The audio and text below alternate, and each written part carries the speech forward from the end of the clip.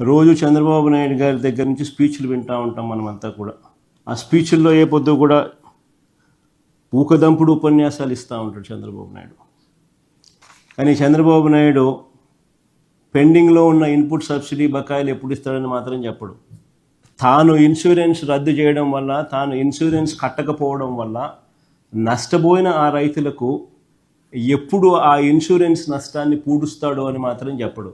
ఊపుదంపుడు ఉపన్యాసాలన్నీ కూడా వింటూ ఉంటే చివరకు అన్నిటికన్నా ఇంకా బాధాకరమైన విషయం ఏంటంటే పెట్టుబడి సహాయం.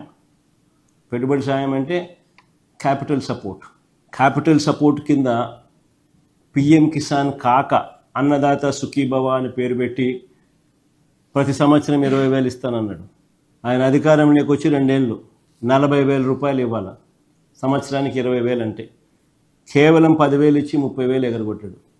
సో రైతుల పరిస్థితి ఏమిటి అని అంటే, ఒకవైపున క్యాపిటల్ సపోర్ట్ అంటే పెట్టుబడి సహాయం రైతులకు దక్కకుండా పోయింది. 40,000 రావాల్సిన చోట 10,000 ఇచ్చి చేతులు దులుపుకేసుకున్నాడు, 30,000 మోసం చేసి. మరోవైపున ఇన్పుట్ సబ్సిడీ ఇవ్వడంలా,